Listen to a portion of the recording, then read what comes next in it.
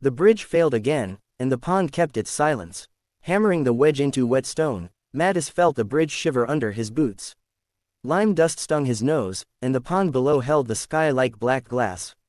One more strike, the foreman had said. One more strike, and the arch should stand. It broke instead. The center stone slipped with a cry like plates cracking in a cupboard. Men jumped back. Ropes snapped across the scaffold. A slab struck the water, and the pond answered with a hollow boom that rolled under the trees. No one spoke for a breath. Then old Bork, who hauled granite from the quarry, crossed himself and whispered that the Rakots below had refused another gift. At once the men began talking at once, German mixing with Sorbian in sharp, frightened bursts. They had set the keystone 3 times. 3 times the arch had failed. Mattis climbed down with cut hands and grit between his teeth. He did not look toward the bank where his dead brother's widow sold hot bread to the workers from a wicker basket. He knew she was there by the smell of rye and caraway, and by the thin voice of her son Giraud asking each mason if they wanted a heel for half price. Anya did not call to him. She never did now. She only watched him with the still face of someone who had spent all her tears and found no comfort in the bargain. Before winter, when fever took Mattis's brother Pavel, there had been land, savings, and tools enough for 2 households. Mattis had offered to handle the papers while Anya was sick with grief. He had changed the figures, moved the seals, and taken the better share for himself. By spring, Anya and Giraud had one small room near the mill, while Mattis wore Pavel's measuring chain at his own belt. Now the bridge would not rise. The foreman spat into the mud and said work stopped until they found a new plan. Bork shook his head and stared at the water. Not a plan, he murmured. A payment. That evening, as mist crept between the basalt columns of the park, a folded scrap waited on Mattis's tool chest. No name marked it, only 3 words, pressed hard by a blunt hand: midnight. East Bank. Mattis crushed the note, then smoothed it flat again. He knew no one had seen him take the inheritance. The priest knew he avoided the church. Anya knew, but had no paper to fight him. Yet the message lay in his palm like a stone pulled from deep mud. When the church bell struck 9, he tucked the note inside his coat and went to the river path alone. Mist on the east bank. The path bent through alder and beech until the pond opened before him. In daylight the place drew visitors with its odd stones and careful plantings. At night it looked older than the men who had shaped it. The water smelled of iron and wet leaves, and the new bridge stood in fragments like ribs above a dark chest. On the east bank, truth came before dawn did. Mattis heard someone before he saw him. Not a footstep, a small cough, held back and failing. Giraud sat on a fallen trunk with his knees pulled to his chest. His cap had slipped to one side, and his hands were white from cold. Mattis stopped. Why are you here? The same reason you are, the boy said. He was 11, old enough for work, young enough to speak plain when others hid. Someone sent me a note. Mattis went cold. Show me. Giraud took a folded scrap from his pocket. The paper matched Mattis's own. On it were 2 words: bring lantern. The reeds stirred. A lamp appeared between them, carried by old Bork. Behind him came the foreman, a groundskeeper from the estate, and Anya with her shawl tight under her chin. Mattis saw at once that none of them looked surprised to find the others there. Shame hit him before anger did. You set this, he said to Bork. Bork lifted the lamp. The flame threw deep lines across his face. I set the meeting, not the need. He glanced toward the bridge. Men talk when stone falls. They talk harder when they know why a man's hand has gone false. Anya took 1 step forward. Tell him. Mattis felt the ground shift under him, though he knew it was his own body. Tell me what? The foreman answered. Your brother kept copies, not legal ones, enough for a widow to know when numbers were cut. She brought them to me after the second collapse. I said nothing because I wanted proof from your own mouth. But then Bork heard you in the shed. Mattis remembered that hour. Rain on the roof, his breath thick, the words slipping out as if the dark could swallow them. He had thought no one near. Bork nodded once. You were speaking to the water. Some men do that when sleep has left them. Giraud looked from one face to another. His voice came small and steady. Did you steal from my mother? No sound came from Mattis. The pond lapped against the stones with the patience of something that could wait all night. Anya did not weep. That hurt more. She only drew Giraud close by the shoulder. He did. The boy stared at Mattis as if trying to fit a stranger over an old shape.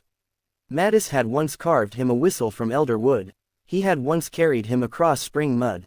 Those things now looked thin and foolish beside the room Anya had lost, the field she no longer rented, the winter boots she patched with cord. Bork lowered the lamp. There is talk in the village that the water will not bear stolen labor. The old people say a bridge joins more than two banks. It joins what a man has done to what he must answer for. The groundskeeper muttered that such talk belonged to grandmothers, not builders. Yet he kept his eyes off the black pond. Mattis found his voice. If the bridge wants a life, it can take mine. Anya turned on him then, fierce at last. Do not speak as if death settles accounts with a neat hand. If you vanish, what returns to my son? Her words struck clean. This was one of the old customs of grief in Lusatia, though no one named it there.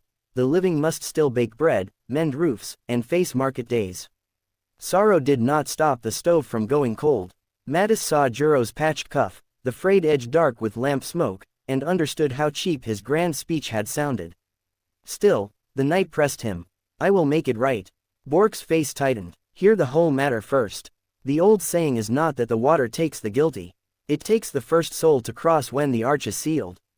Everyone looked at the half-built bridge. Juro did too. He was a child, but he had heard enough tales in winter kitchens to know what shape this fear could take. The foreman spoke with dry lips. At dawn I meant to send the lad across with a basket. As boys do on new works. Light feet, they say. A jest for luck. Anya made a sound Mattis had never heard from her before. She pulled Juro behind her, one hand at his chest as if she could hold back fate by force. Then Mattis knew why the note had called him. Not for confession alone. For choice. He took off Pavel's measuring chain and set it on the trunk beside the lamp. No child crosses first, he said. If an oath must be made, I will make it. The bread oven at Widow Anya's door before dawn. Mattis went not to the bridge but to Anya's room near the mill. Frost silvered the lane. Smoke from the baker's oven lay low and sweet over the yard. He carried a sack, Pavel's chain, and the papers he had hidden beneath a loose board in his house. By the oven's heat, stolen names returned to their rightful place. Anya opened the door with flour on her wrists. Juro stood behind her in his shirt, alert at once. Mattis did not ask to enter. I brought what is yours. He held out the papers first. The field lease, the savings record, the tool list. I changed each one. I wrote my own gain over Pavel's name. Anya took them without touching his skin. Her eyes ran over the seals. She had learned each mark by heart from anger and need. Mattis set down the sack. Coins knocked softly together. There is more buried under my hearthstone. I will fetch it after sunrise, before witnesses. Juro looked at the measuring chain. That was my father's. Mattis placed it in the boy's hands. The brass links flashed once in the oven light. It was. For a moment none of them moved. The room behind Anya was bare except for two stools, a narrow bed, and a row of loaves cooling on cloth. The smell of crust and yeast filled the doorway. Mattis had eaten richer meals in his own house these past months, yet this poor room now felt heavier than any hall. Anya said, Why now? Because the bridge had fallen. Because the village had cornered him. Because fear had opened the fist greed had closed. All those answers stood ready, each one ugly. He chose the truest shape he could bear. Because I watched your son shiver by the water, and I saw what my hands had made. Anya's face changed then, not to pardon, not yet, but to something steadier. You saw late. Yes. She stepped aside. Come in, then. A man should not confess in the lane like a peddler. Inside, Mattis sat on the lowest stool. Anya poured chicory into a cup and set it before him. The drink was bitter and hot. Juro stood near the oven, the chain looped twice around his palm. In many houses of Lusatia, mourning cloth stayed up for months after a burial. People still worked, still traded, still fed guests, but the black ribbon by the icon or the framed prayer kept the dead among them. Anya had such a ribbon pinned near Pavel's old cap. Mattis could not stop looking at it. He had stolen from a widow while the cloth was still fresh. Anya spread the papers on the table. The notary and Weisswasser will need witnesses. Bork and the foreman can go. They will. And if the bridge stands today? She asked. Mattis wrapped both hands around the cup. Then I cross first. Juro spoke before his mother could. Why? Mattis met the boy's eyes. Because a man should step on what his own labor built. If it holds, it should hold him before anyone else. The answer did not contain all the knight's fear, but it was not a lie. Juro accepted it with a child's stern seriousness. Anya folded the papers again. If you mean to do one clean thing, do not make a show of it. Men often like an audience for late honesty. Mattis bowed his head. I understand. When he rose to leave, Giraud stopped him at the threshold. The boy opened his fist and held out the elder whistle Mattis had carved years before. It was cracked near the mouthpiece. I kept it, Giraud said. I almost threw it in the pond. Mattis did not take it. Do what you think right. Giraud studied the whistle, then tucked it back into his pocket. Not yet. Outside, the sky had gone pale behind the trees. Men were already moving toward the bridge with ropes over their shoulders. Mattis walked to them with empty hands. For the first time in many months, he carried nothing that belonged to someone else. The arch that closed like an eye. The builders worked through the morning with a hard silence that left no room for gossip. Fresh mortar steamed in the cold. Ropes creaked. Mallets beat a steady count against wedges and braces. Mattis climbed where he was told, lifted where he was needed, and spoke only when the foreman asked for line or level. He crossed first and found that the harder edge lay on the far side. By noon the final span waited for the keystone again. The pond below held a thin skin of reflected cloud. Visitors from the estate stood back among the shrubs, quiet now that the workers' fear had become their own. Bork carried the stone with 3 others on slings. It was not the largest block, but it drew every eye. Curved on one face, sharp on the other, it would either lock the arch or undo another day's labor. Mattis steadied the guiding frame. Lime burned the cuts in his knuckles. He welcomed the sting. The foreman gave the signal. Inch by inch, the keystone lowered. Nothing broke. The masons tapped, measured, and packed mortar. A gull cried from somewhere beyond the trees. The sound crossed the pond and vanished. Then the foreman put his palm against the arch, leaned his weight into it, and let out a long breath. It holds, he said. No cheer came. Not at first. Men looked toward the water as if waiting for objection. When none rose, the groundskeeper laughed too loud.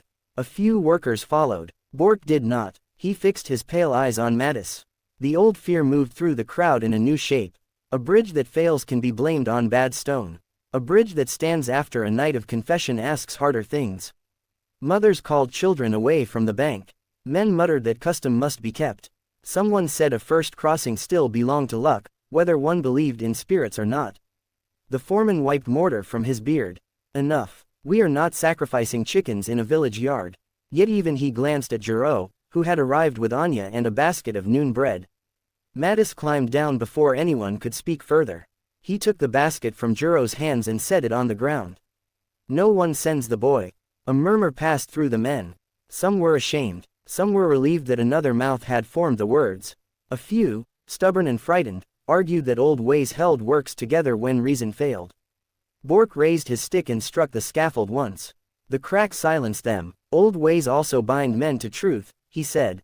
If you keep only the part that saves your own skin, then you keep nothing. Mattis stepped onto the first stones of the bridge. Anya's hand flew to Giraud's shoulder. The boy did not move. Wind slipped through the arch and lifted the edge of Mattis's coat. Below him the water lay dark, but not hungry, not reaching. Only water, carrying cloud and branch and the broken reflection of his own bent shape. He walked slowly because haste would have made the act hollow.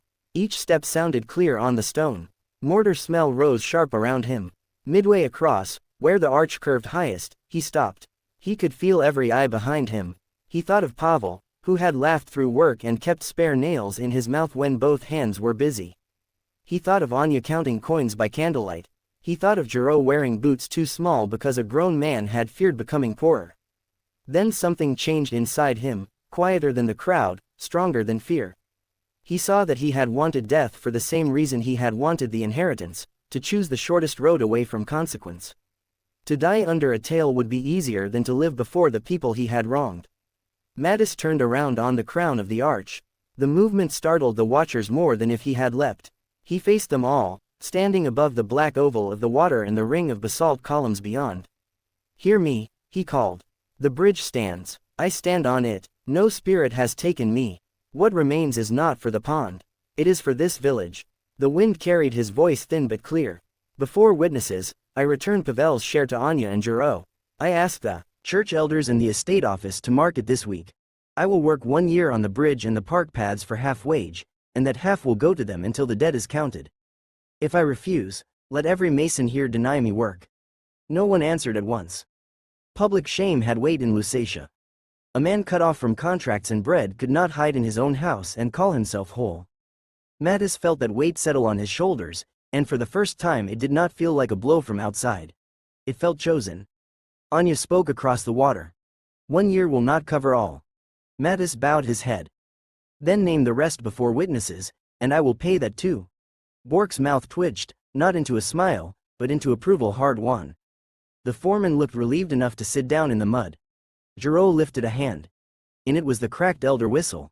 He did not blow it. He only held it up where Mattis could see. That small sign struck deeper than any shout.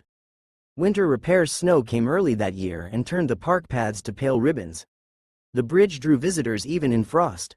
They came to see its perfect circle in the water when the air was still, and to test with their own eyes whether stone could look like a line drawn by a compass against the bare trees. Snow muted the village, but the stone kept its account. Mattis remained at work. He reset edging stones along the walks, repaired a cracked stair by the pond, and hauled sand where ice made the slope dangerous. His hands healed crooked from old cuts. His back ached by dusk. Half his wage went, as promised, to Anya and Giraud. When the church wardens asked for labor on the cemetery wall, he gave 2 Saturdays besides.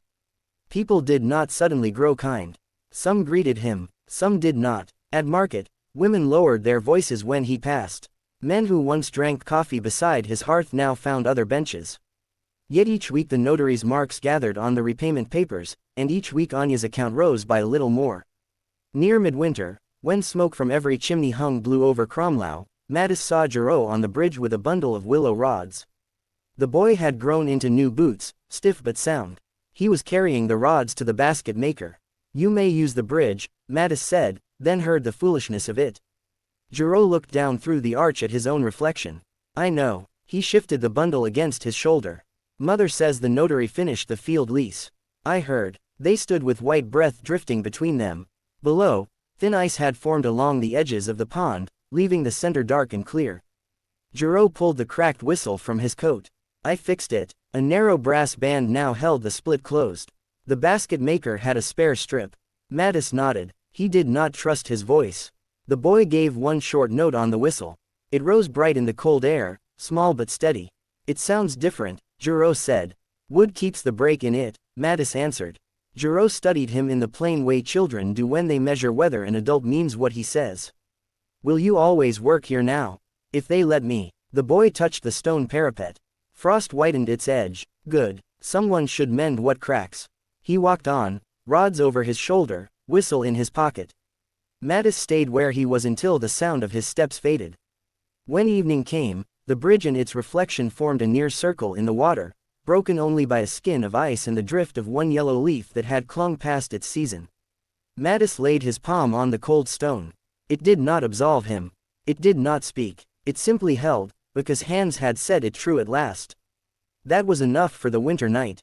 It was enough for a man who had asked once for burial and received instead the longer task of repair.